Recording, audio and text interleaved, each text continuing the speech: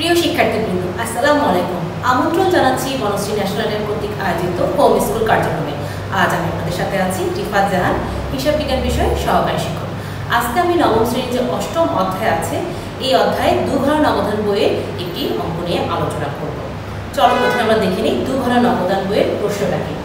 খেয়াল করো, Nargis and brothers একটি খুচরা পণ্যের ব্যবসায়িক প্রতিষ্ঠান। উক্ত প্রতিষ্ঠানে নিয়মিত লেনদেন 2017 সালের নভেম্বর মাসে সংঘটিত হয়। নভেম্বর 1-এ কি করেছে সে? হাতে নগদ ও ব্যাংক জমা যথাক্রমে তার আছে 7,000 এবং 5,000। মানে হচ্ছে কি, তার নগদ উদ্ধৃত আছে 7,000 টাকা আর ব্যাংকে উদ্ধৃত আছে তার 5,000 টাকা। নভেম্বর 2, পণ্য ক্রয় বাবদ চেক প্রদান করেছে 4,000 টাকা। নভেম্বর 4, চেকের মারফত পণ্য বিক্রয় 6,000 টাকা। নভেম্বর 7, ব্যাংক হতে উত্তোলন 3,000 টাকা। নভেম্বর 10, প্রাপ্য বিলের অর্থ ব্যাংক কর্তৃক আদায় 2,000 টাকা। নভেম্বর 13, সাইলের নিকট হতে পাওনাদার বাবদ চেক প্রাপ্তি 8,000 টাকা। নভেম্বর 20, আসবাবপত্র ক্রয়ের বাবদ নগদ 3,000 এবং চেকে 2,000 টাকা প্রদান করেছে। সে দুইভাবে টাকাটা দিয়েছে। নভেম্বর 26, মালিক কর্তৃক উত্তোলন 1500 টাকা। আর নভেম্বর 23 আছে, ব্যাংক সুদ মঞ্জুর করেছে 500 টাকা। দুঘর নবদান বইটা কেন হবে? দেখো, এখানে কিন্তু নগদ এবং চেক এই দুইটি কথা আছে, তাহলে আমার নগদের হিসাব আলাদা রাখতে হবে এবং ব্যাংকের হিসাবটা আলাদা রাখতে হবে। এই জন্য এখানে টাকার দুটা কলাম করতে হবে, দেখে এটাকে দুঘর নবদান বই বলে। এখন এই দুঘর নবদান বই করার আগে আমি একটা জিনিস শিখাবো, সেটা হচ্ছে কন্ট্রা এন্ট্রি বা বিপরীত দাখিলা। কন্ট্রা এন্ট্রি বা বিপরীত দাখিলা কোনগুলো হবে? যেটা হচ্ছে যে তোমার জাবেদা করলে নগদ ও ব্যাংক উভয়ই হবে, সেটাকে বলা হয় কন্ট্রা এন্ট্রি বা বিপরীত দাখিলা। কোন কোন লেনদেনগুলো তোমরা যদি একটু মনে রাখো তোমাদের সুবিধা হবে। দেখো আমি বলতেছি, 1 নাম্বারটা হচ্ছে ব্যাংকে জমা দান। ব্যাংক কোনো কারণে জমা দিয়েছে, এখন এটার জাবেদাটা কি হয় একটু দেখো। ব্যাংকে জমা দিয়েছে, তাহলে তোমার ব্যাংকে বাড়লো, সম্পদ বাড়লো, নগদ চলে যাচ্ছে। তাহলে এটার জাবেদা হচ্ছে আমাদের ব্যাংক হিসাব ডেবিট আর নগদান হিসাব ক্রেডিট। নগদান হিসাবটা হচ্ছে ক্রেডিট। সেম খেয়াল করো, ব্যাংক হতে উত্তোলন। ব্যাংক হতে উত্তোলন, লক্ষ্য করি এখানে কিন্তু ব্যক্তিগত কথাটা বলা নেই। ব্যক্তিগত বলা থাকলে কিন্তু আর কন্ট্রা এন্ট্রি হবে না। এটার জায়গাটা কি হয়? ব্যাংক থেকে উঠিয়েছো, তার মানে কি তোমার নগদ অর্থ বারবারে এসেছে এবং ব্যাংক থেকে টাকাটা চলে গেছে। এখানে হচ্ছে নগদান হিসাব ডেবিট আর ব্যাংক হিসাব ক্রেডিট।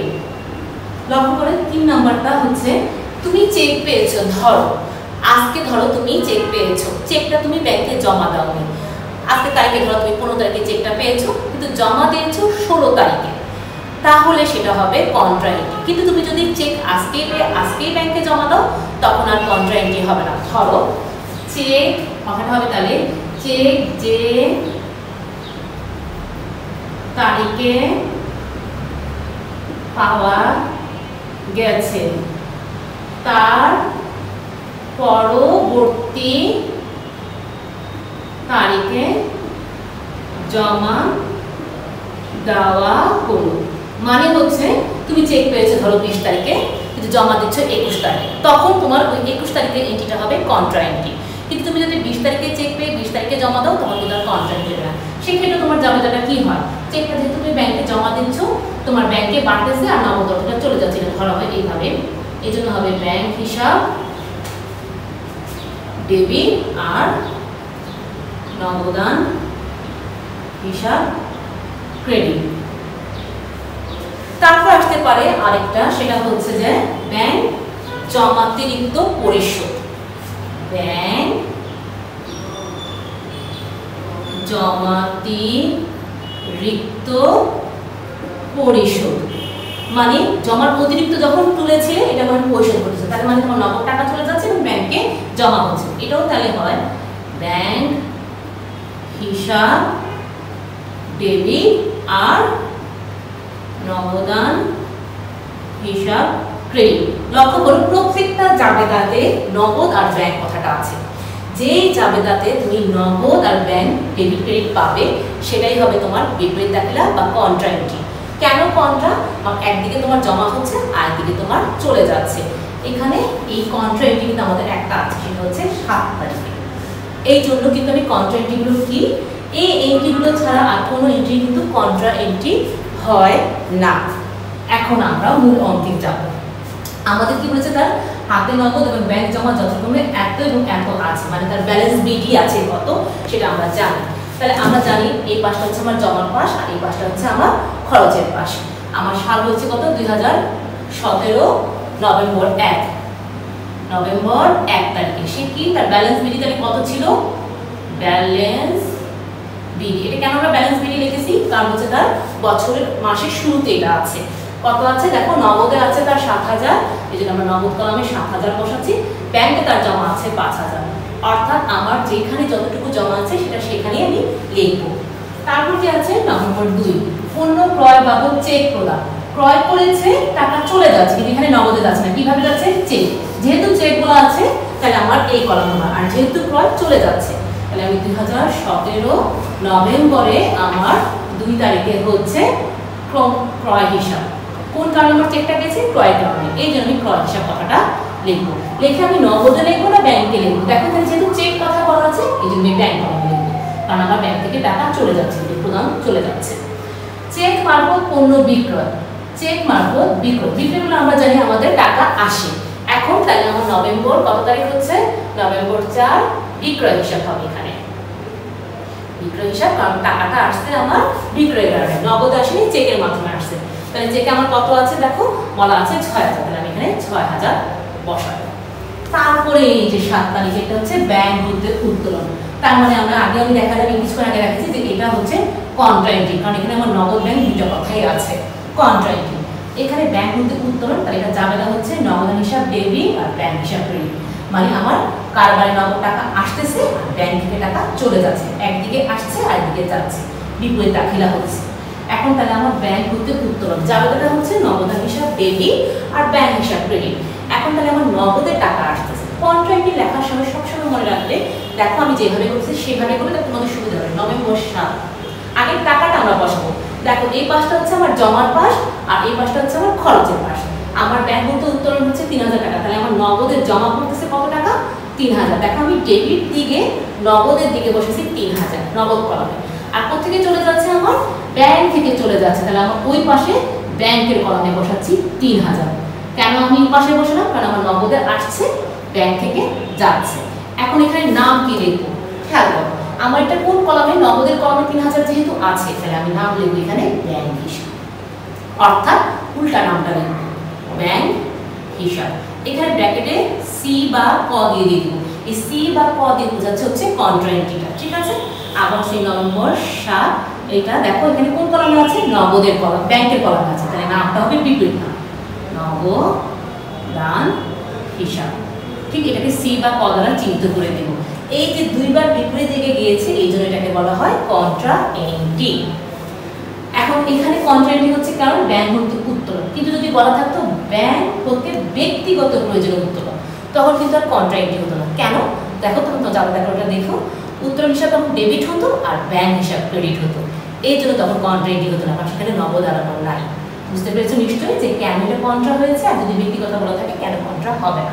একটু চেঞ্জ দিয়ে আসলে কিভাবে হবে আমি তোমাদেরকে বলে দিলাম।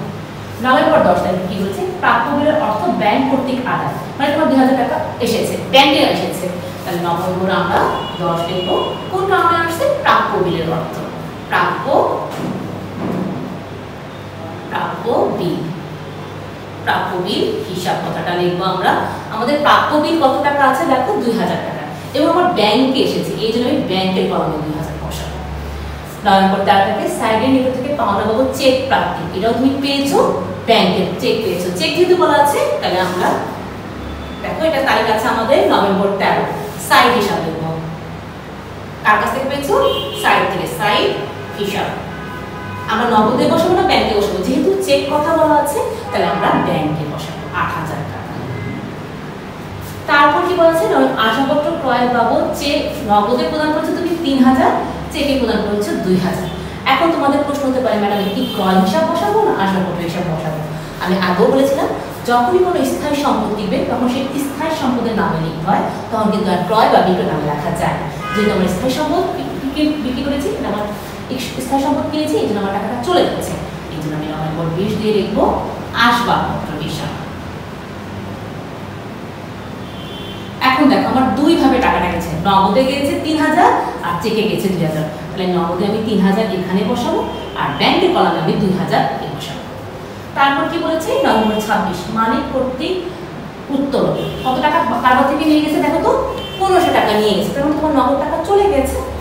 কত তারিখ? এটা হচ্ছে নভেম্বর 26।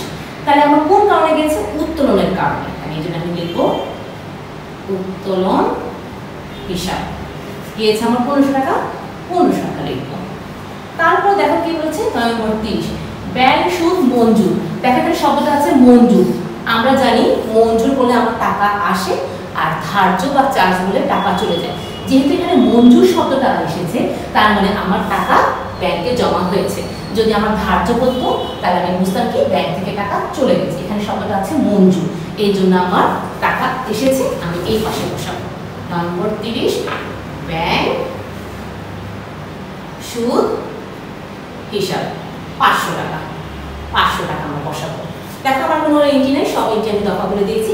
এখন আমরা যোগ করব। আমরা আগেও জানি যে আমার সবসময় কোন দিকের যোগটা বেশি হবে, নগদের এই দিকের যোগটা বেশি হবে, আর ব্যাংকের এই দিকেরটাও বড় হতে পারে, ওই দিকেরটাও বড় হতে পারে। কেন নগদের এই দিকটা বড় হবে? কারণ নগদ প্রাপ্তি সবসময় বেশি হবে, প্রাপ্তির চেয়ে প্রদান কখনো বেশি হতে পারে না। এই দুই পাশের যোগ করে দেখো আসছে সেটা 10,000। তাহলে আমি এখানে 10,000 বসাবো। এখন দেখো এই পাশের যোগফলটা বেশি ওই পাশে থেকে, দেখো 5000 আর এগুলো হচ্ছে 21,500 পাই, সবগুলো যোগ করে 21,500 আমরা বসাবো। ঠিক এই যোগফলটাই আমরা এই পাশে নিয়ে যাব এবং দুই দাগ দেখে তোমরা হিসাব করে করো। এই পাশে হচ্ছে 10,000 আর এই পাশে হচ্ছে 21,500। এখন দেখো খেয়াল করো, এই পাশে কিন্তু আমার 10,000 যোগ করে 10,000 হচ্ছে না এবং এই পাশে যোগ করে কিন্তু আমার 21,500 হচ্ছে না, ঘাটতি আছে। সেই ঘাটতিটাই কিন্তু আমরা লিখি কিভাবে? Balance CD. কেন সিডি? মাসের শেষ হচ্ছে সিডি আর মাসের শুরু হচ্ছে বিডি। নভেম্বর 30 মাস, তাই 30 লিখব। আমি লিখবো কি এখানে ব্যালেন্স C/D। ঠিক আছে। এখন এই পাশে আমার আছে 10,000 আর এখানে যোগ করেছে 4,500। মানে 10,000 থেকে 4,500 বাদ দিলে ঘাটতি থাকে আমার 5,500। মানে আমার এই 5,500 টাকার ঘাটতি আছে। এই পাশে আছে আমার 21,500। তো এই পাশে কিন্তু আমার ঘাটতিটা হচ্ছে, দেখো আমি যোগ করে দেখি এখানে কত আছে আমার। এখানে হচ্ছে আমার 4,000 আর 3,000 7,000, 7,000 হচ্ছে 9,000। এখন আমি যদি 21,000 থেকে যদি আমি 21,500 থেকে যদি আমি 9,000 বাদ দিই, কত থাকে দেখো 9,000 বাদ দিয়ে থাকে দেখো আমাদের 12,500 টাকা। তাহলে এখানে আমার 12,500 টাকা। আমরা জানি যা ব্যালেন্স সিডি তাহাই হচ্ছে পরবর্তী মাসের ব্যালেন্স বিডি। তাহলে আমার ব্যালেন্স সিডিটা আমার কোন পাশে আছে? এই পাশে। এটা থাকার অর্থ হচ্ছে কি আমার নগদে এখনো জমা আছে 5,500 টাকা এবং ব্যাংকে জমা আছে 12,500 টাকা, যা সিডি। পরবর্তী মাসে এটা পরের মাসে যা হয়ে যায় বিডি। এখন আমার ঠিক দেখো দুই দাগের নিচে আমি কিন্তু লিখতেছি, সেটা দেখো নভেম্বর পরে কোন মাস? ডিসেম্বর। তাহলে আমি এখানে লিখবো ডিসেম্বর 1, মাসের শেষ পরের মাসের শুরু। এখন যেহেতু এটা শুরু তাহলে আমার ব্যালেন্স সিডি হবে না, কি হবে? Balance B/D, balance BD. কত টাকা হবে? 5,500 আর হচ্ছে 12,500। এই হচ্ছে আমাদের যোগফলটা চলে আসলো। এখন আমরা পুরোটা আমরা ক্লোজ করব। এখন আমরা উত্তর কি লিখব? উত্তর হবে, দেখো আমার নগদ জমা আছে 5,500 টাকা, নগদ উদ্ধৃত 5,500 ও ব্যাংক জমা 12,500। লক্ষ্য করো তোমাদের নগদের সবসময় ডেবিট ব্যালেন্সই হবে, কিন্তু ব্যাংকের ক্ষেত্রে ডেবিটও হতে পারে ক্রেডিটও হতে পারে। অনেক সময় হতে পারে না ব্যাংকে তুমি বেশি উত্তোলন করে নিয়েছো, তখন হবে ব্যাংক জমাতে লিখত। আশা করি তোমরা এই প্রশ্নটা বুঝতে পেরেছো এবং এই প্রশ্নটাতে কোথায় সমস্যা হতে পারে? তোমাদের কন্ট্রা এন্ট্রিতে সমস্যা হতে পারে।